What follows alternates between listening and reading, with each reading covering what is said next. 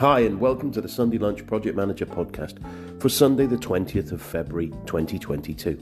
This is your host Nige, and today we're talking to another podcast, the Project Chatter Guys, Dale Foong and Val Mathews. Speak to you soon.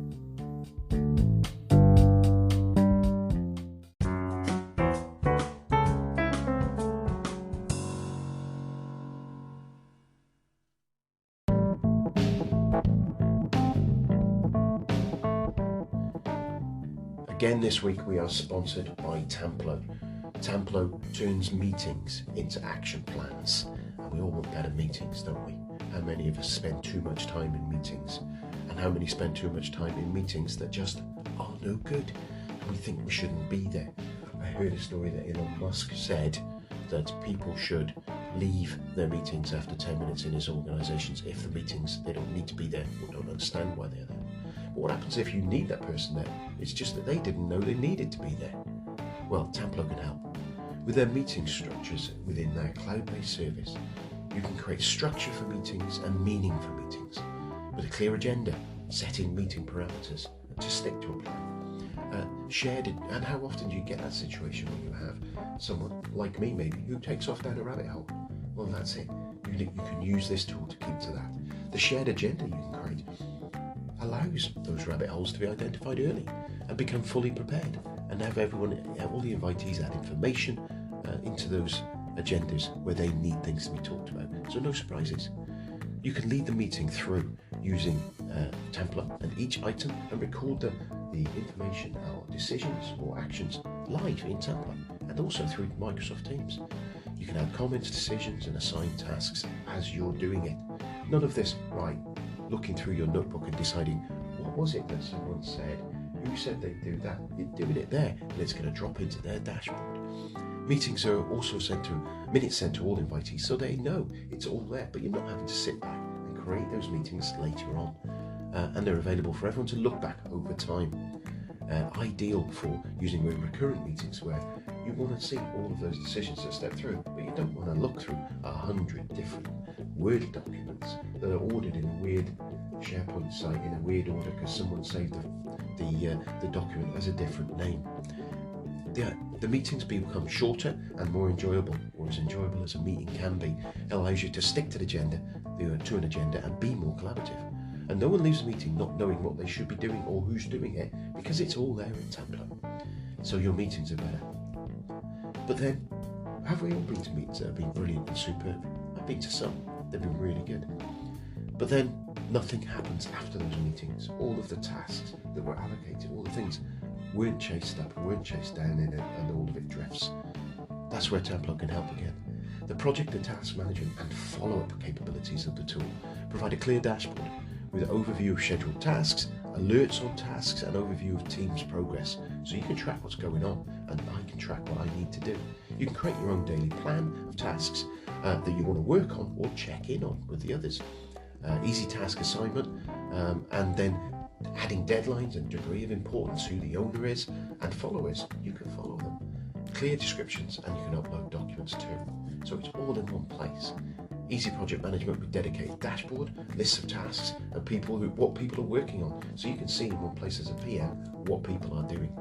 It's a collaborative tool with all documents uploaded in one place with stress-free feedback, and you manage a validation of status and comments.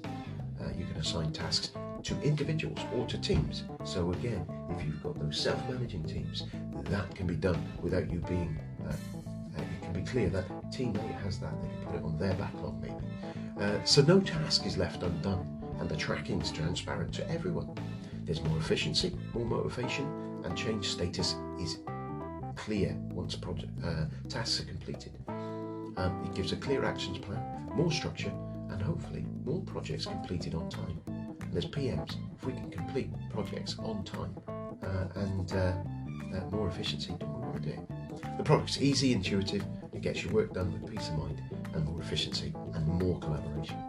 So if you want to have a look, I have a URL you can pop along to called tinyurl.com/Nigel Creaser Tamplo, That's Nigel Preset Tamplo, all one word, and it's Tamplo. If you don't know how to spell Nigel Preset, it's Creaser. And I get a little kickback if you decide to sign up for the full service or one of the subscribed values.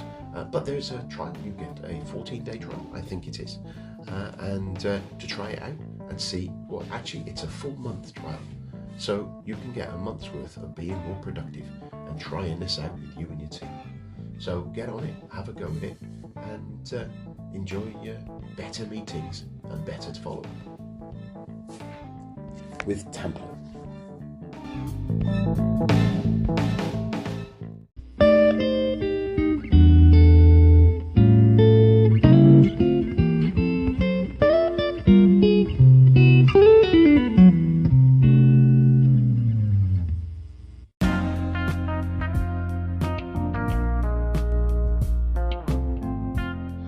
So what's been going on in my world for the last couple of weeks?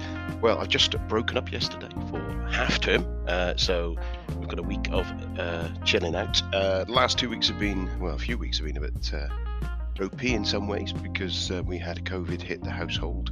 I think I mentioned it last time, and we're still feeling the after effects, but we are able, since last weekend, we've all been able to go out and do stuff, but my wife and my daughter who had it are still a bit weary from the ongoing effects of it knocking them around, but we are moving forward with that. One of the things that was challenging was one of my wife's birthday a couple of weeks ago, so we weren't able to do the things we wanted to do, but very much as we all are these days, we've got to kind of sort of be relaxed with the idea of having to change our plans at short notice and have contingencies. And it's very much like project planning. You need to have those contingencies. There are things that are going to hit you that you know might hit you. Kind of have it in the back of your head. Sometimes there's ones that hit you and you don't know what's going on. So yeah, it kind of reminded me of some of the tools and techniques of our lovely career that we were using as part of prep for that week leading up to that, and whether the meeting was going on, informing stakeholders of that it might be on, it might not be on. If there isn't, sorry, you might have to change your plans and things like that. And yeah, it did remind me very much of that, and maybe I just think about things too much like that, but I do still wholeheartedly believe that our profession is a life skill, and we use those life skills, and it's about recognizing that you can use it, and everyone can use it as a life skill. In a similar vein, my eldest is looking at the moment at doing the Duke of Edinburgh Awards, and one of the skills that she's decided to look at, because she's been interested in it for a while, is some creative writing, and she's been following a couple of courses. Now, over time, I've tried to introduce Trello as a tool for the guys to use in the house, and kind of had a sneer.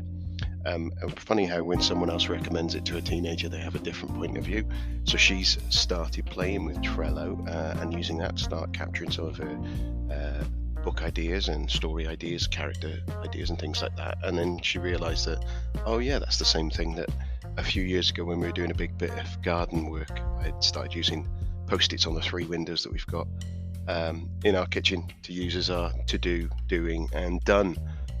So yeah, maybe some of my assimilation into using project management tools may be working.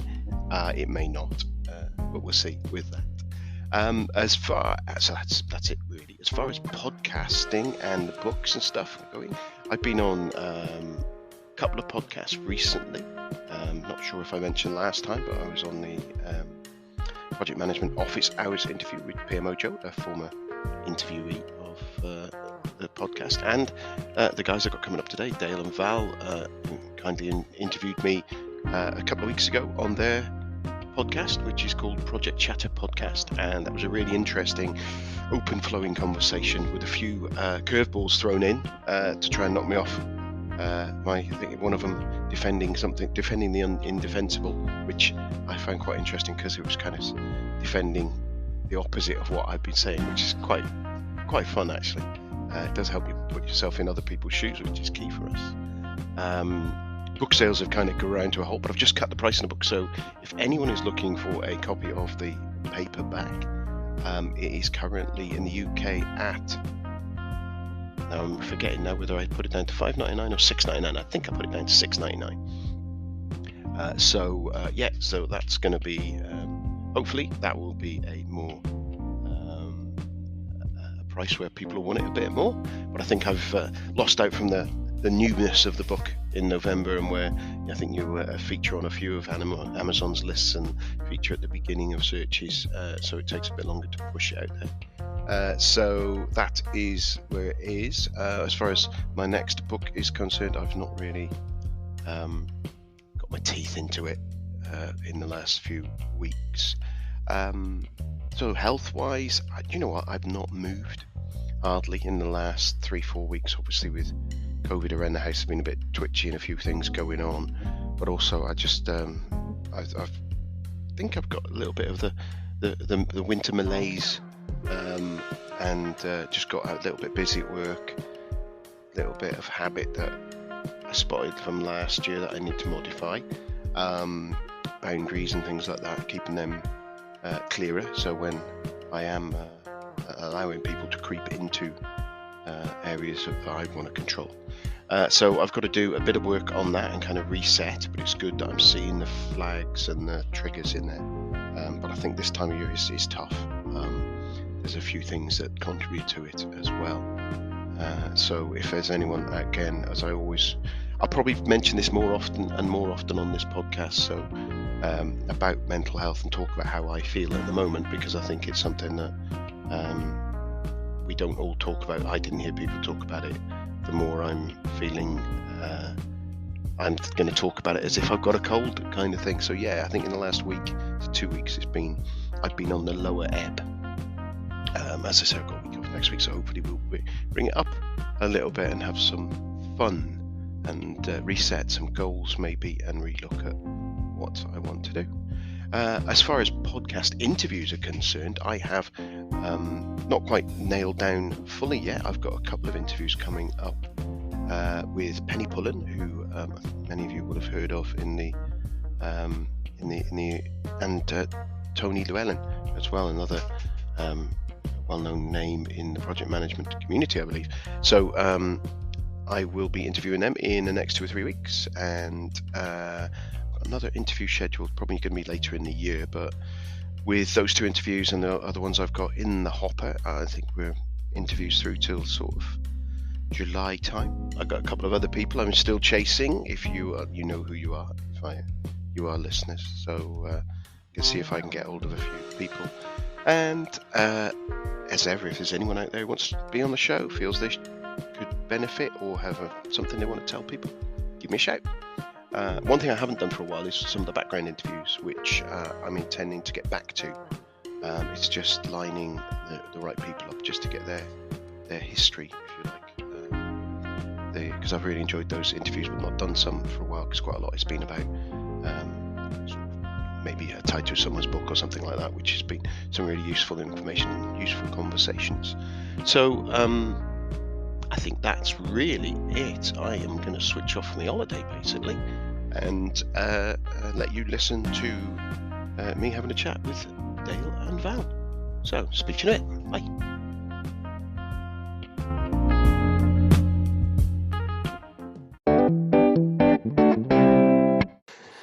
Today on the podcast, we've got Dale Foong and Val Mathews, who are passionate project professionals with a collective experience spanning over 30 years combined. They're curious and knowledgeable, and they make an incredible duo taking people through facets of project management on their podcast, Project Chatter.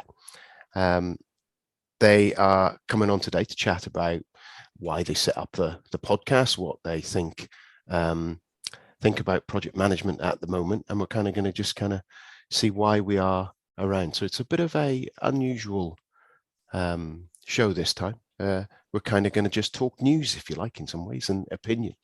So guys, welcome to the show. Thanks, Nigel. Thanks for having us. I think this is the first time we've been on someone else's pod, so it's great to be here. Yeah, I agree. It's a little bit daunting as well, Val. I mean, being put on in the hot seat. Yeah, and like I say, you've given me free reign to ask what I like, so there you go. So, I might dig out some of my questions that I ask people when I'm doing the more in-depth, detailed interviews. So, do you want to just tell us a little bit about each of you? Don't know who wants to go first. Just give us a little 2-second sketch of you, or whatever. Who wants to go first? Okay. Because Val is a bit shy. I mean, he never talks on the podcast, so I'll go first. So yeah, Dale Foong, originally from South Africa. I've been living in London since 2007, and I originally came over, Nigel, as most South Africans were at the time, just to travel Europe and spend a bit of time learning a different culture. And some might say a different language because we don't speak English in South Africa. So I don't think they do in Australia either, but Val will tell you about that. So then, came over, and after 2 years, when my visa expired, I decided actually I enjoy it, so I'll stay a bit longer. Got involved playing rugby and all that type of thing, but also got involved in projects and sort of cut my teeth as back then I was known as a scheduling analyst. Probably more commonly known as a planner, and worked in defense projects. So super cool stuff, and sort of graduated through the planning route into sort of fully fledged project controls, and we were doing sort of electronic systems back then, and basically from there, after quite a number of years with the defense company, moved into the rail infrastructure and signaling space, where Val and I teamed up, sort of headed up the PMO on quite a large signaling upgrade program in London. And we kind of looked at each other, compared our various backgrounds, and said, you know what, we were pretty fortunate with our mentors and coaches around us in our relatively short careers. And you know what? We also have faces for radio, so let's do a podcast. And that's how the Project Chatter was kind of born. But honestly, love being in the project space. It's so fascinating because it's so multidimensional, and it's truly a privilege and honor to sort of just kick the tires with all sorts of different people. But yeah, here I am, sort of 15 years later in the profession, still in the UK. And loving life in sort of the project space. I guess that's my elevator pitch. Val, anything to add to that? That was fantastic. I was mesmerized. I don't know about you, Nigel, but I definitely enjoyed that. I've heard it a few times, but you said it so clearly this time. Usually I can't understand because, as you know, it's not English is your second language. But so I guess a little bit about me. I was from South Australia, but my family's from England, so I've got a little bit of a British tinge in my accent. But South Australia probably are the only Australians that speak real English. They'll tell you that. But when I turned about 18, I got tired of being in a little town of 1.5 million people. It's a pretty boring space, so I ended up joining the Navy, and I thought I wanted to be an engineer. This is what I thought. Until I actually realized that engineers are dirty and they get messy and it's hot and it's difficult, and I realized I can't do this forever. So I did it for about 6 years. That was about the time when September 11 happened. So I think I was just finishing training as a marine engineer, and September 11 happened, I remember, and we all got shipped off to Sydney. And I think we're one of the second or third ships to go to Iraq, Afghanistan, did a few tours over there. This is when I was like 21 or something. So yeah, like crazy. And I look back on some photos, and my granddad used to call me Stick Man. I was the skinniest dude. I was like, man, I'm not a threat. Why am I? This is crazy. I shouldn't have been on a defense ship. Anyway, I was. I had a ball. I met a lot of awesome people. I learned a lot in the Navy, discipline and organizational skills and project management. And when I got back, I kind of stationed at this place, the combat support unit or something in Garden Island in Sydney. And, I was in charge of training up sailors. So training them up in fiberglassing and prefab, in lagging and asbestos removal, a whole bunch of areas. And I really, really liked managing people. And my 6 years was coming up, and they said, well, do you want to sign on? You know, they do the sell. I said, geez, 10 years in the same job. And that sounds pretty ordinary. So I said, no, thanks. So I actually literally crossed the road, Nigel. I went to this place called Talus. Never heard of it before. Apparently they do a lot of defense work. And that was where I cut my teeth on project controls. I walked in and there's a guy, I remember the guy, and shout out to John Ulitzi, who's still there, by the way, at Talus. So shout out to him. I said, hey, I was still in my like kind of, you know, Navy uniform or whatever. I said, I need a job. And he said, what can you do? I said, a lot. And he said, all right, I'll start you off as an assistant project controller. This is, I mean, I don't know how low it gets, but I'm pretty sure that's, and I'm pretty sure Dale, he thought I was going to flake out at 4 weeks in and not last.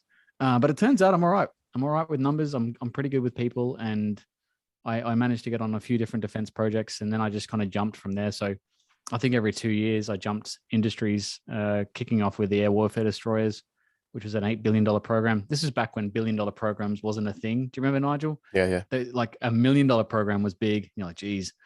So 8 billion was massive. Then I went to NBN, which was basically a rollout in Australia of the fiber optic network. So replacing all the copper with fiber. $50 billion program as the project manager, actually. And I felt like project controls was more my thing. So I jumped around from renewable energy, did a little bit of time with Jacobs in mining and oil and gas. Then I went back to NBN for a little while, and then I eventually met up with Dale, you know, my kindred spirit over in the UK, and he helped me basically set up the PMO and deliver a great project. And I had a lot of experience and time and fun on 4LM, which was fantastic. And then in the last, I guess, fast forwarding now, with the last four years or so since I've been back in Australia, I've been doing consulting. So, and that's really just expanded my mind, Nigel, because I've been across all the sectors. And, you know, after a few projects, you start to see a bit of a pattern. And I've really enjoyed this whole mechanism in project controls of turning chaos into order. And I think that's what we all do, right? In projects, it's this cyclic behavior. You go to one, there's all this chaos, you turn it back into an order, and then you carry on with the next one. And I'm really fortunate to be in a position where I can share those stories, and then obviously with the podcast, reach out to other experts and challenge them a little bit too. Cool, brilliant, thank you guys. That's it. Sounds like obviously you've both had my background's in IT, so a little bit of finance before that, and IT finance. So what you guys are doing is what I call real projects in some ways, because you can grab hold of most of it and hit it with a hammer. Whereas mine is all that little bit of it ethereal, except for when you're putting in hardware, and some of the numbers that you're talking about, they're massive, immense. And it's interesting to see the different scale of things depending on who you talk to, because I've had different people I've talked on the podcast or on different conversations, where some of the 9-10 million pound projects plus that I've done, they're like, wow, that's massive. And then you guys are talking about £1 billion projects, and it starts to go, whoa, how do you fit that into one brain half the time? And that's sometimes what the difficulty is, isn't it, with projects, is trying to get it in. And how many of us have seen the vain attempt to us to put a single sheet of paper that explains and tells the status of a project, but half it's for trying to do it for ourselves as well as anybody else. And sometimes it's kind of like, it's just mind-boggling when you do manage to do it, and then you step back and look at what you are actually doing and go, actually, that's enormous. And it's quite scary then, isn't it? Definitely. I think you're right. You've hit it on the head. I think as well, it's this element of making sense of the world around us, and projects. If we could get it on one page, I mean, that's the aim, that's the objective. But you don't realize how big these complex projects are until you actually leave, and you look in hindsight and you say, Jesus, we did a lot. We did a lot on that project. That was a big project. You know, I actually like that feeling. You know, finishing a project that's really huge. I think, Dale, you've just finished up with a big program of work, and you know, there's a sense of accomplishment and achievement and contribution and paying it forward, which is obviously Dale and I's kind of mantra for the podcast and our mantra for life, really. Brilliant. So just going to go to a word that I mentioned this before we started recording. Really, is that's a word that both of you use, and it's not a phrase. I've seen it around, and it's not a phrase that I've used in my career, and I've been mangling projects since '97. So I mean, it's a phrase that I've heard, but not used within my industry, and maybe it is an industry thing. Is that phrase project controls? So I don't know. I'm guessing I'll have quite a few IT people and probably have a similar background to me. One of you tell me, what do you define as project controls, and what is that phrase, or is it just a industry terminology that we're talking about there for a different output? I think this is a whole can of worms that we could potentially open, but I'll rein you both back in. Don't worry. Yeah.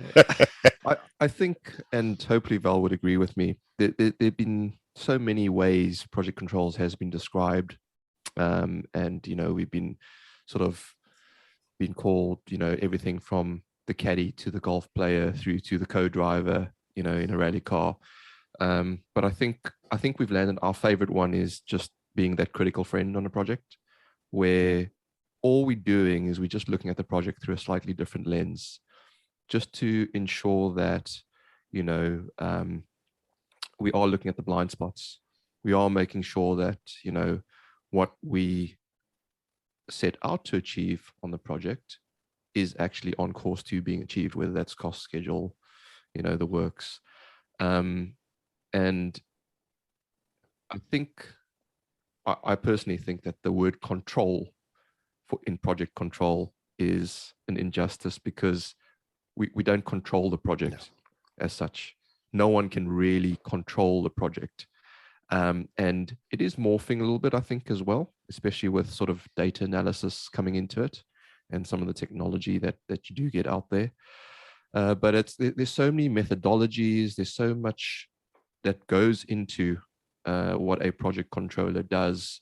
In many ways, we talk about the project controller being the mycelium of the project, where we kind of go and touch all the various functions, departments, all across, whether that's internal to the project or external stakeholders. We're involved everywhere, and we've got to be storytellers, and it's taking that data and actually turning it into information that allows more certainty in delivery. So like I say, there's so many facets to it. I don't think we could probably surmise it and do it justice. Val, but what are your thoughts? No, yeah, I think you did really well there. And as you said, we are a critical friend, and this integrating role, if you think, we really are an ambassador to support the PM in all fashions. So the PM's job is really one lane. They're focused on a specific package of work that they need to deliver. So there's an A to B kind of decision and horizon for them. Whereas for us, it's a peripheral. So we look at all the other factors, all the interfaces that may impact that particular deliverable, and provide that consultation between what they're doing on the ground and what the executives want. So there's always this funny kind of interface between project management and how they want to deliver, and commercial finance and the executive team in terms of what they want to present, right? Now, project controls then is meant to be, the Jiminy Crickets of the project. You're conscious, the people that are meant to be providing truth and independently, and arguably the best project controls functions, or even PMO functions for that matter, are the ones that are sponsored to be a source of truth, an independent vocal point where you can come to an office, and maybe control, you're right, Dale, is the wrong word. It's more like a central communication hub. And you say, like a Genius Bar, you go, my project's not working. What can I do about it? And we'll have a whole bunch of technicians who will say, well, let's have a look under the hood, and we'll lift up and we'll look at your risk and your change and the scope and the deliverables. And we'll tell you what the problem is, and maybe even understand what the root cause is. But we are really there to provide a bit of the diagnostic, and then a bit of an insight into the certainty of the future, which I really love, because it allows you to get really geeky, and also work with a lot of people in a broad spectrum. Brilliant. So you met both, I think both of you mentioned PMO there, and kind of the role being the buddy of the PM. It's how do you compare and contrast a PMO? And I know PMO is quite another can of worms of how PMO is referred to in different industries. I know in some places I've seen PMO being the a person who is in some ways the sidekick of the PM. If the PM's on holiday, the PMO are running the PMO manager, analyst, whatever, is running the project for them. In other situations, the PMO is, I've seen referred to as being the organization that prioritizes, allocates funds for a massive series of work within a whole organization. And I think it does vary. A lot of my time has been spent working in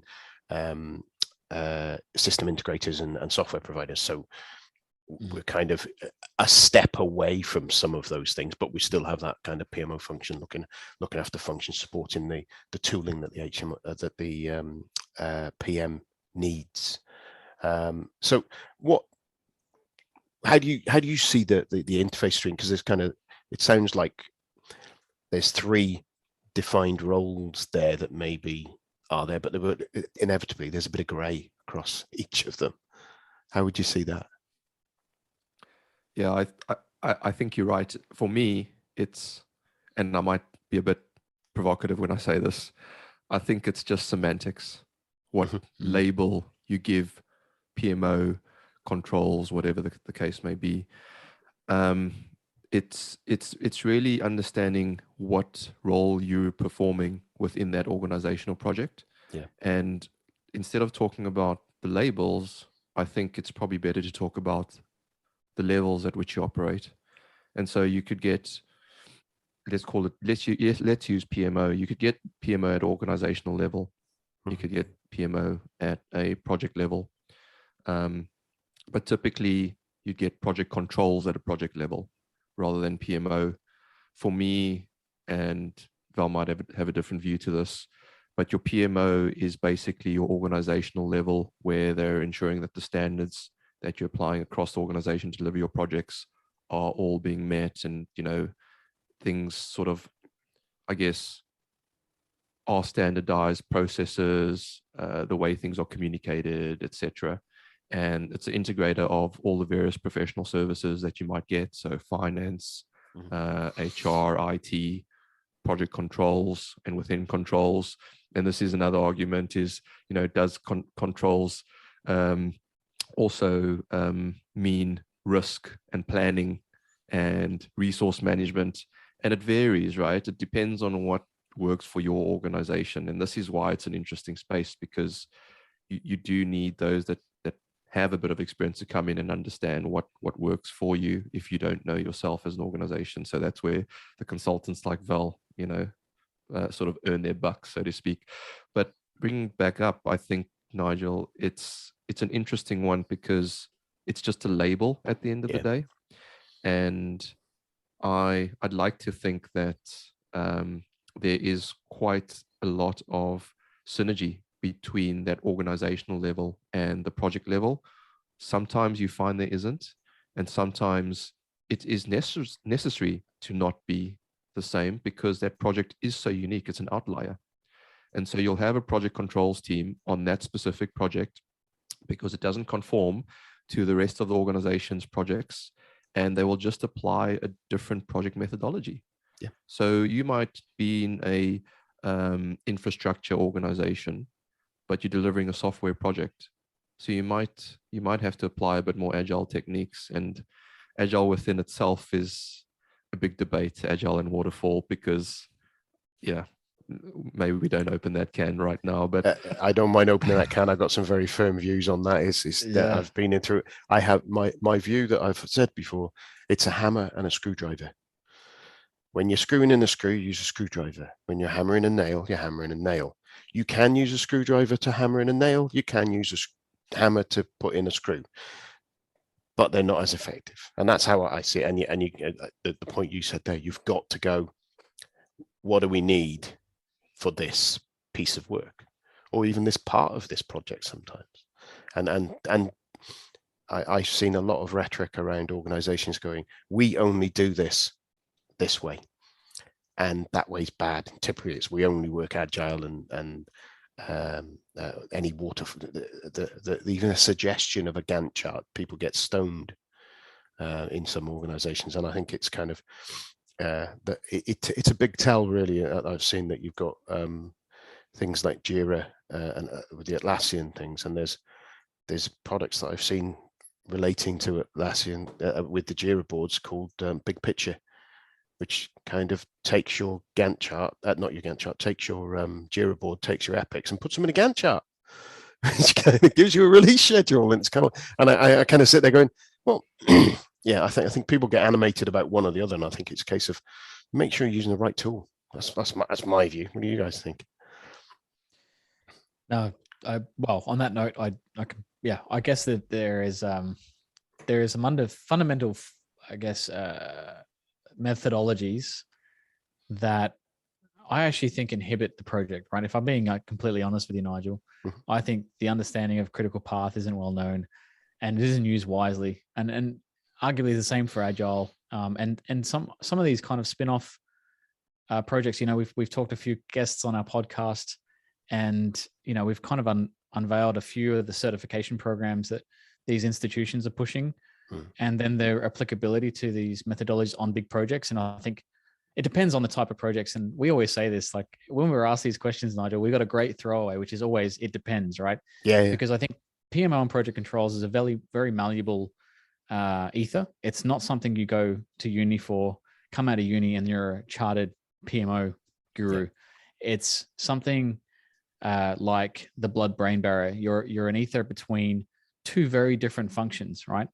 So one is around outcomes and deliverables, right? Finishing the work breakdown structure, completing the scope of works, meeting that success criteria if it's the iron triangle, whatever it is. The PMO function usually is aligned with the business benefits, the organizational strategy, commercial interests and implications, the wider interest for the business, and then linking that back to those deliverables within those CapEx projects usually, which is a very political and pivoting movement. And I can tell you for Dale and I, we've been in positions that are very uncomfortable, and that's the role, right? It's a mix between the two. So a bit of oil and water there. In terms of the methodology applications, I think we've gone too far down the rabbit hole. And I used to say this at Dale, we sometimes outsmart ourselves. There's a lot of intelligent power in terms of brains on projects, really intelligent people. Some of the smartest guys I've ever met on projects, engineers, whatever, commercial finance, all sorts of people. Yeah, same here. Problem is, what happens when you get a whole bunch of smart people in a room? It's very difficult to come out of there with a smart decision. What ends up happening is we all try and gold plate it and overcomplicate it. So we used to have this phrase, did we outsmart ourselves? Does it pass the grandma test? Yeah. And it was usually a bit of a pick of the litter. So, was it a bit of a Kaizen, Agile, Kanban?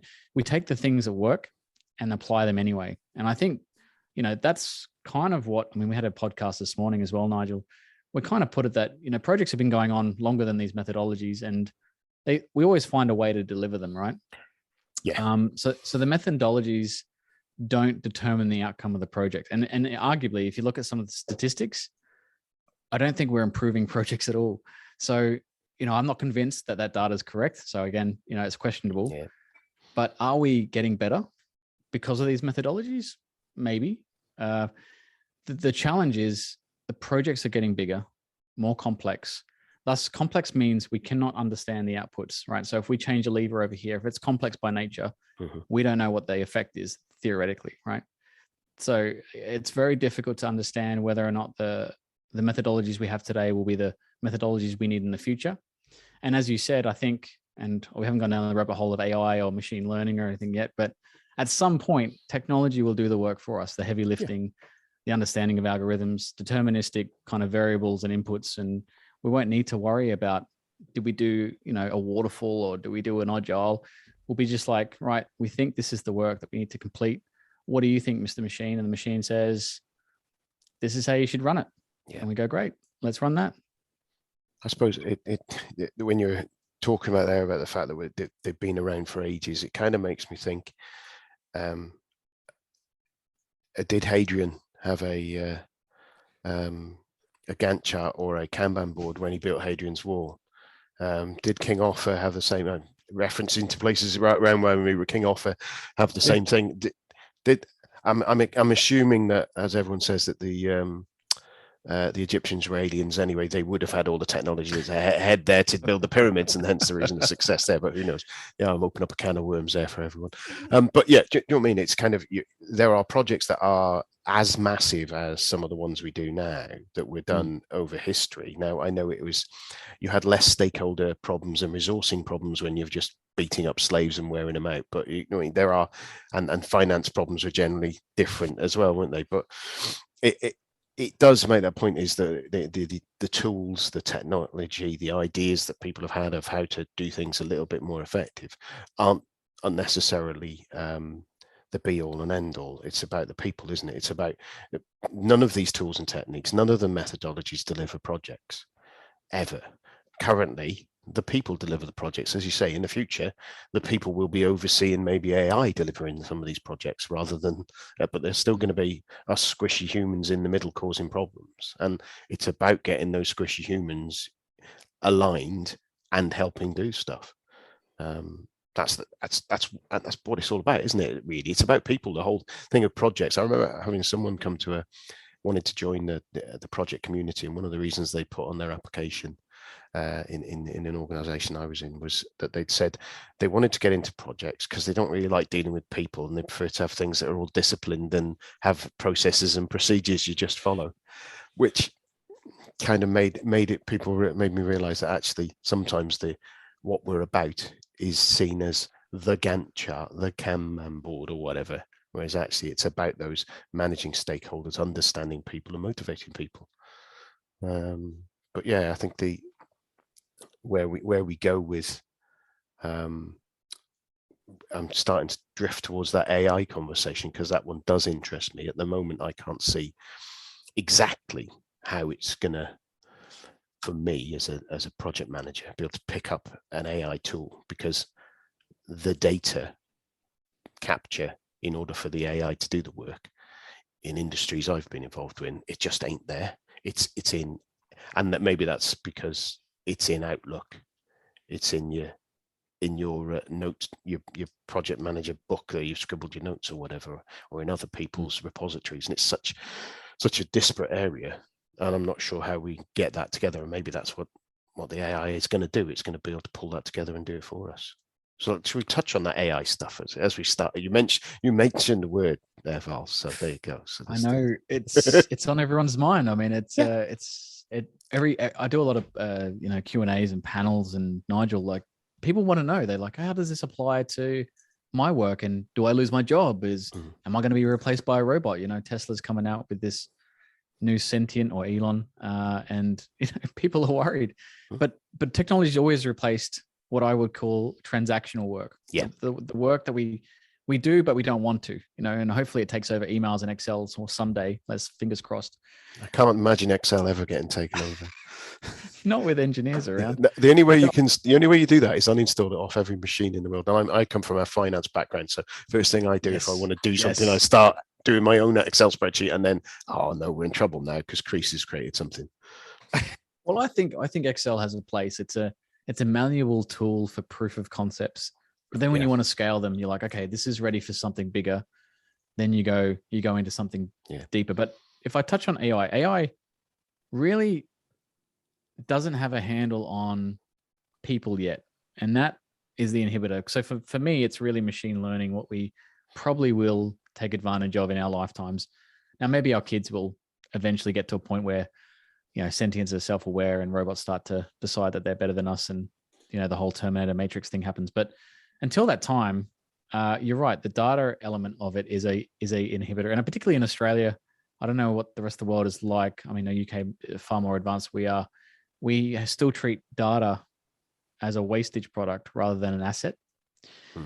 And as long as we do that, we don't appreciate it, right? It's a bit like the wrapper of a product that we eat, or we unbox something.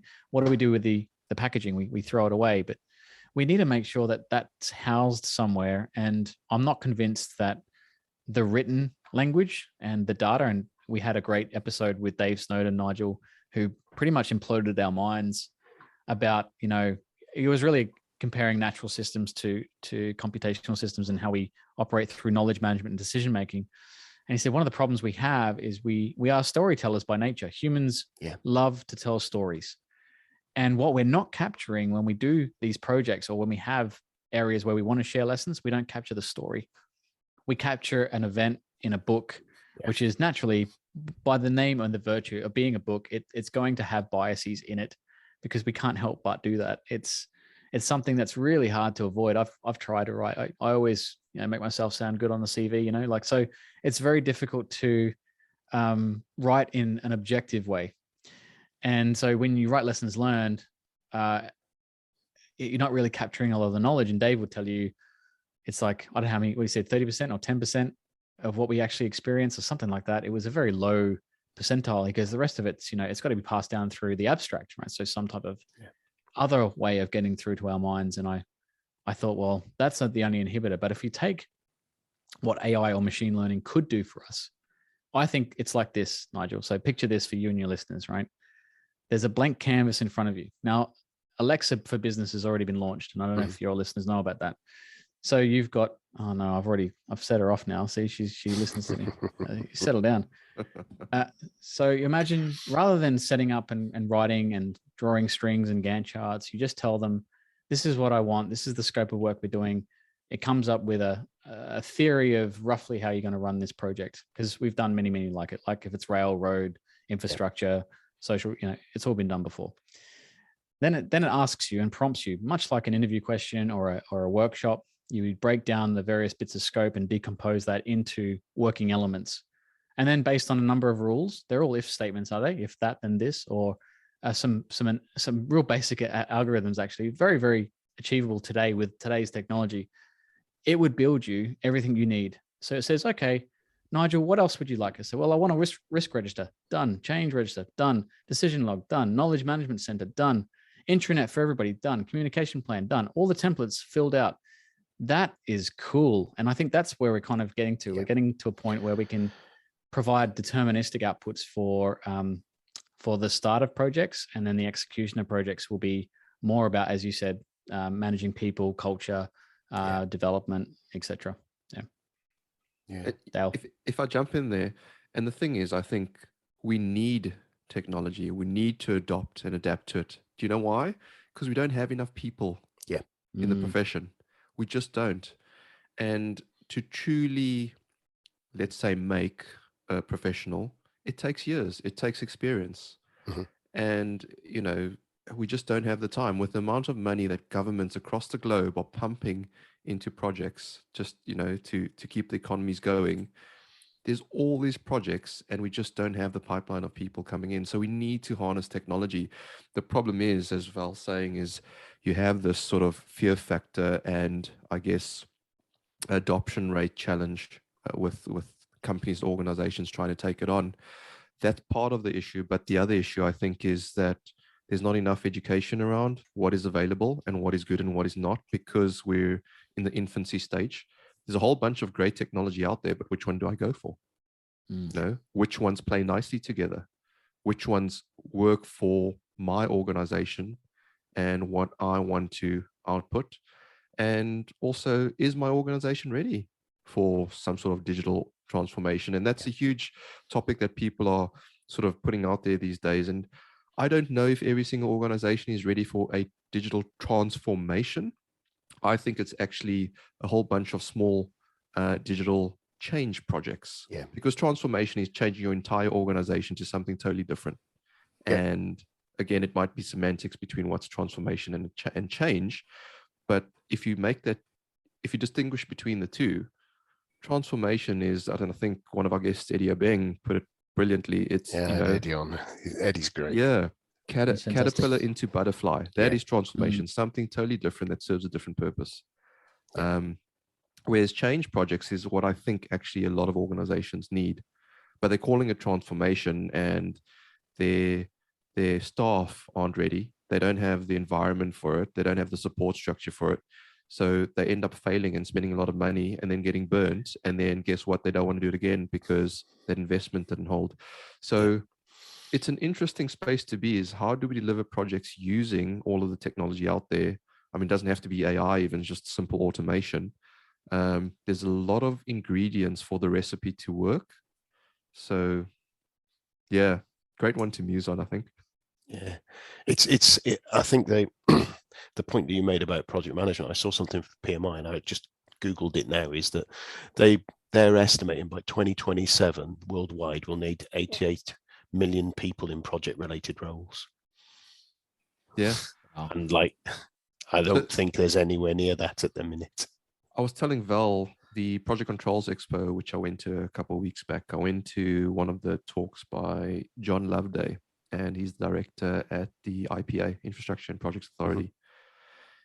And he openly said, we're investing hundreds of billions of pounds into the industry, and we have a skills gap.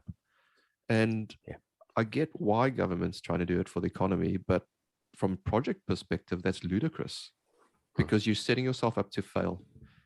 Yeah. Why invest the money if you don't have the resources to execute?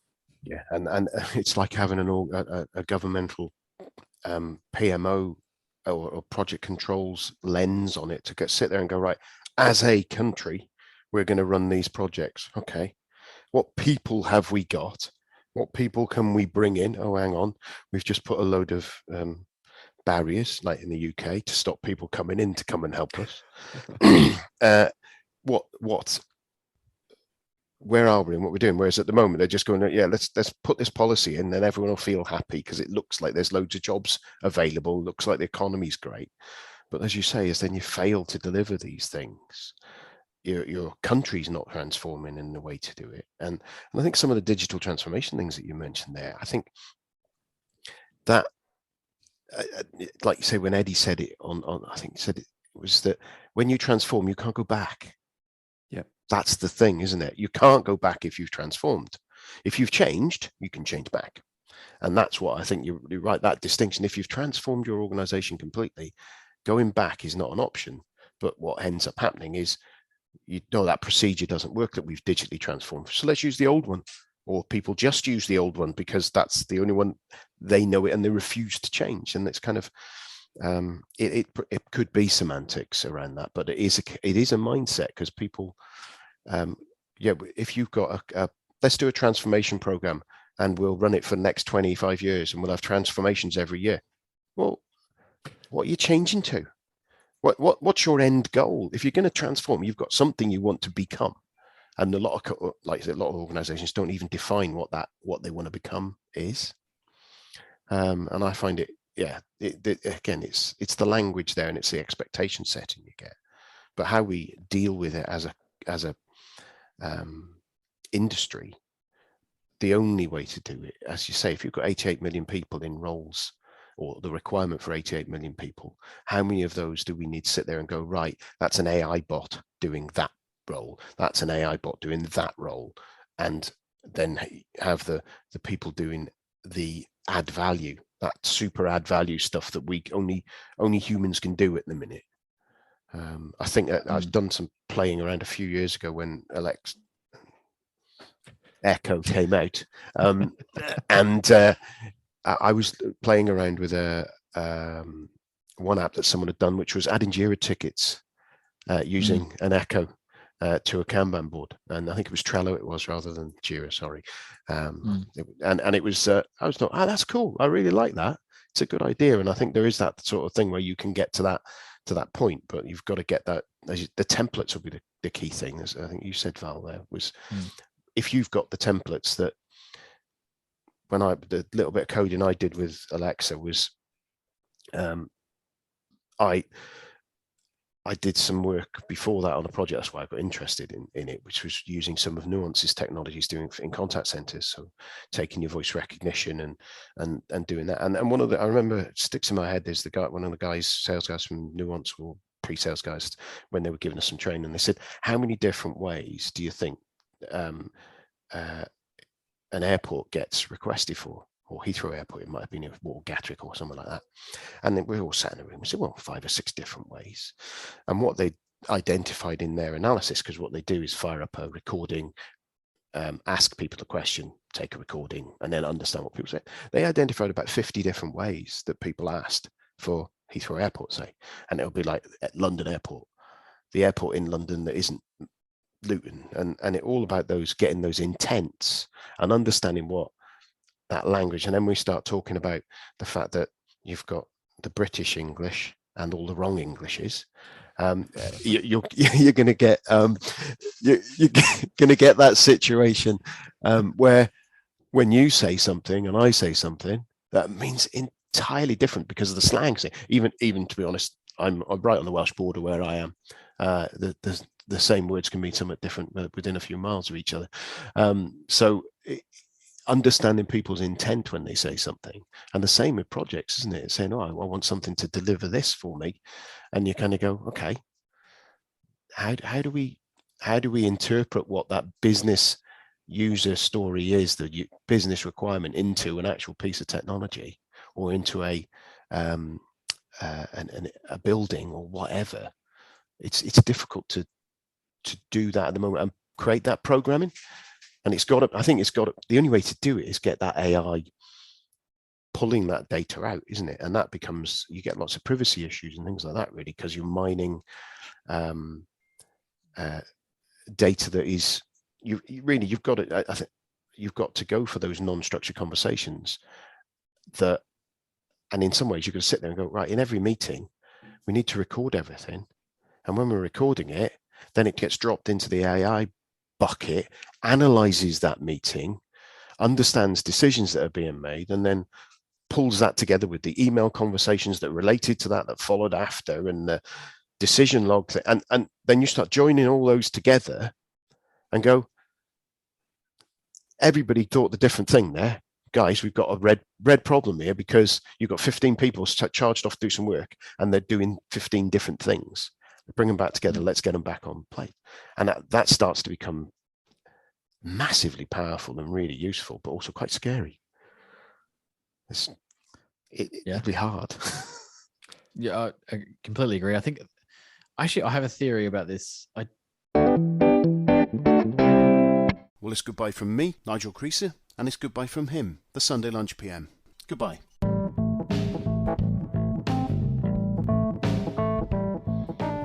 Thanks to Val and Dale for that interview. Come back next time for the second part of that interview, and I'll speak to you then.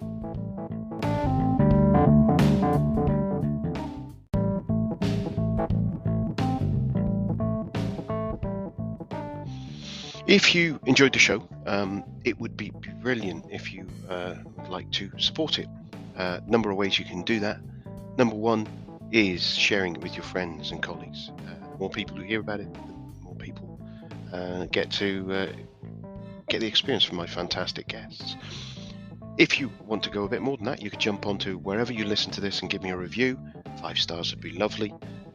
And if you want to look at throwing some cash towards me, there are a number of ways you can do that. You can pop along to the Patreon/SundayLunchPM there, or you could grab one of the books that I've published over the years and obviously get a little bit of cash from those.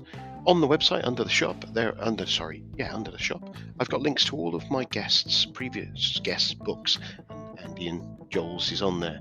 And if you jump along to there, you can buy a copy of their books, and I get a little kickback from that too. And obviously, with our new headline sponsor of Tamplo, popping along, signing up, and if you end up using it, I will get a kickback there as well. So finally, obviously, as I say every time, the most important thing though is come back next time. I'll speak to you soon. Cheers.